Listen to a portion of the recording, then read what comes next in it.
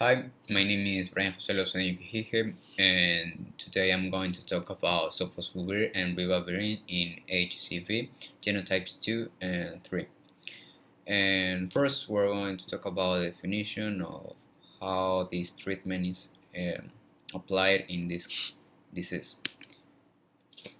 There are six main genotypes of the hepatitis C virus. Genotypes 2 and 3 account for approximately 30% of chronic infections worldwide. Also, these two genotypes have historically been grouped together in treatment guidelines and clinical trials. Accumulating evidence suggests that there are important clinical differences between them.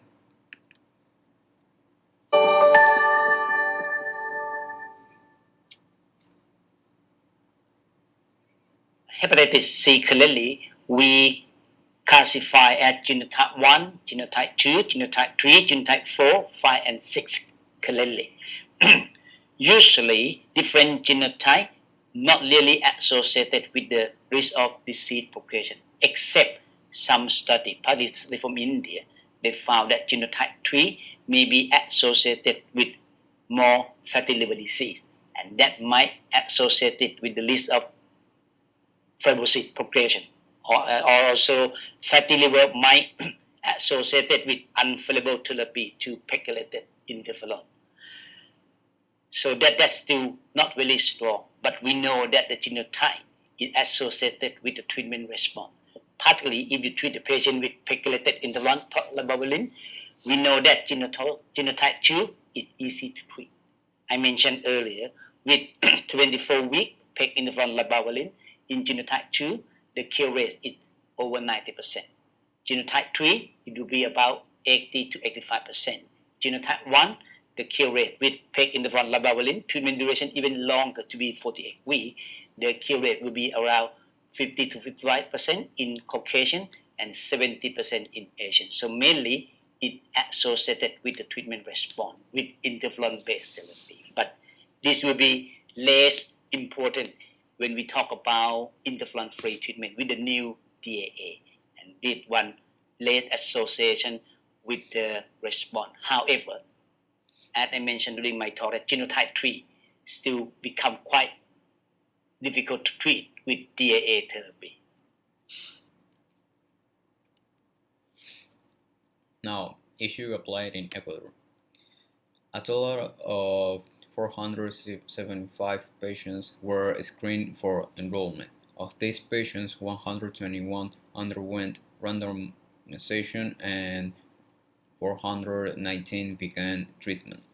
Overall, 40% were women, 21% had cirrhosis, and 58% had been previously treated for HCV infection, of whom 30% had not responded.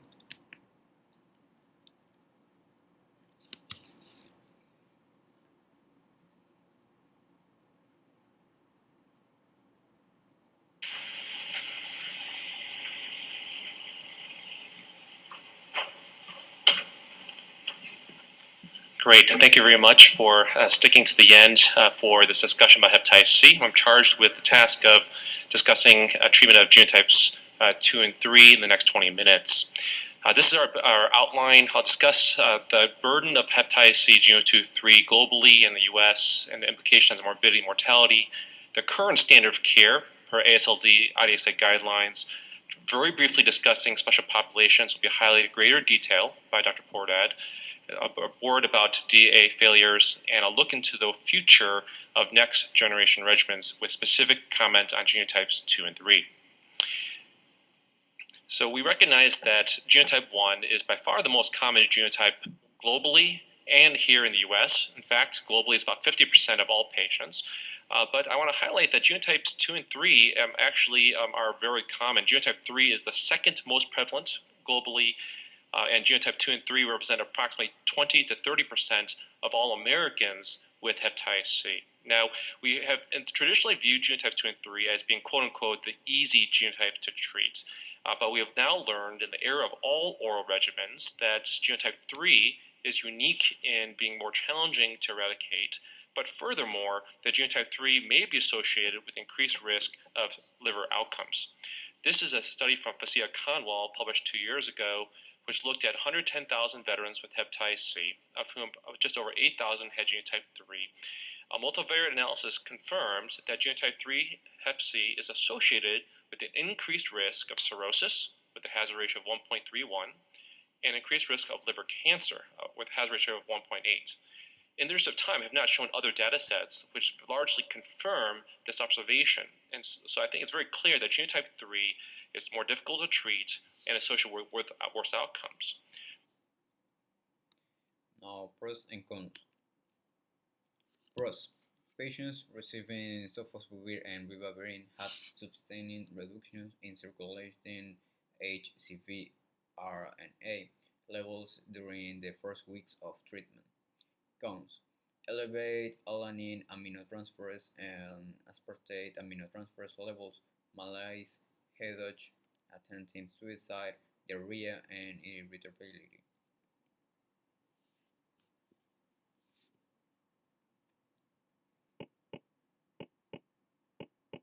Hi, I'm Dr. Anant Raman, consultant endocrinologist at Magna Clinic for Obesity, Diabetes and Endocrinology, Bangalore, India.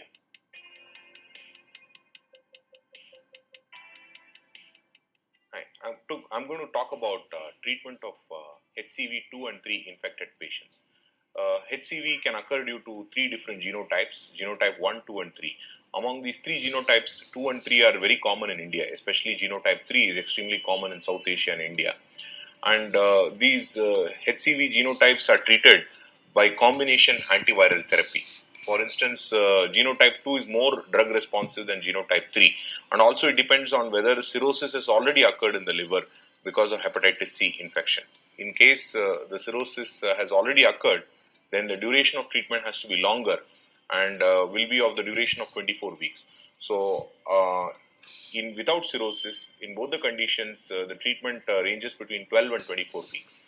So the current treatment is with a combination of Sofosbuvir and Ribavirin. These are the two agents which are used to treat HCV2.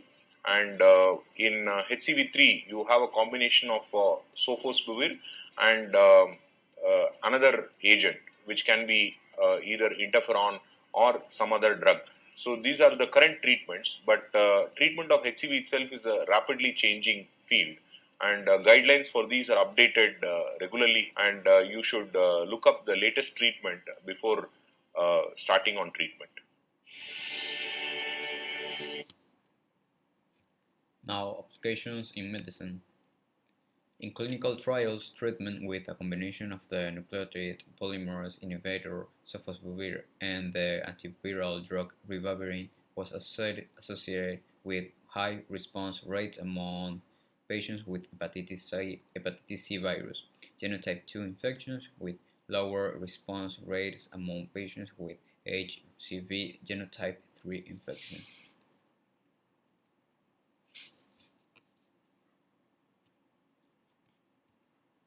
My name is Denise Harnoy, and I'm a hepatologist or liver specialist at the Mayo Clinic.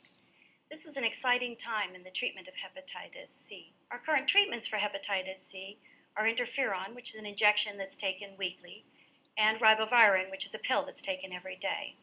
Now, in patients who are genotype 2 and 3, the success of treatment with interferon and ribavirin is actually very good. About 70 to 80% of patients will successfully be able to eradicate the virus if they have genotype 2 or 3.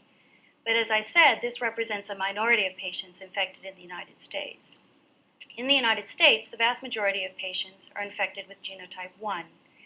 Standard treatment with interferon and ribavirin is successful only in about 40 to 50% of people with genotype 1 hepatitis C, and that's where these new drugs are targeting.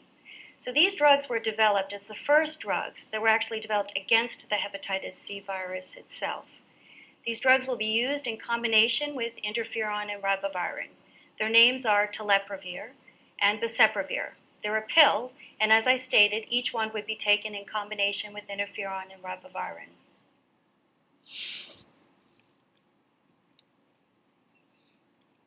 Conclusion.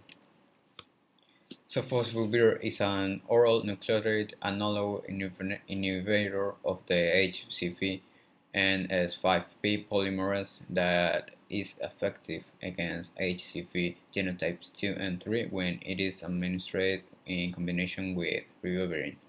In phase 3 trials involving patients with HCV genotype 2 or 3 infection, therapy with Sofosbuvir Ribavirin for 12 weeks resulted in rates of sustained virologic response of 67% among patients who have not undergone previous interferon-based therapy.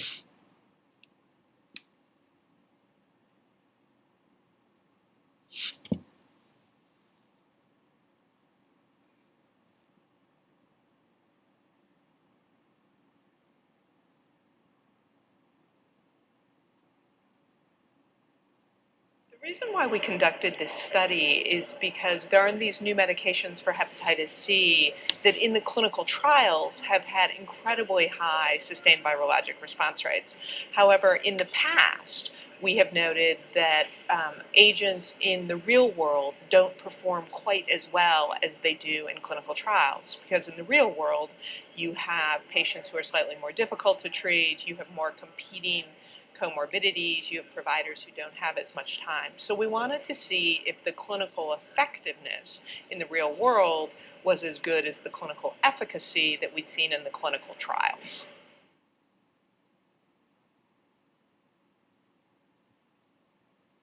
We chose the specific patient population in part because I work for the Department of Veterans Affairs, and the veteran population has a higher rate of hepatitis C than the American population in general. So hepatitis C is an incredibly high priority condition for the Department of Veterans Affairs. So the Department of Veterans Affairs wanted to know whether these medications were working for the patients that we take care of.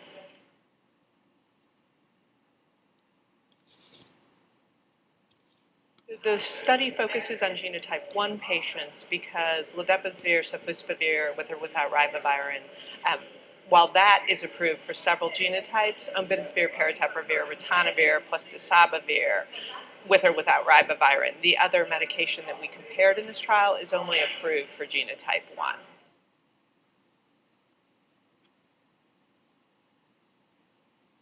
The primary result was that overall the intention to treat SVR rates for all of the regimens were incredibly high and nearly matched the results that we had seen in clinical trials. For us in the Department of Veterans Affairs, this was really unprecedented.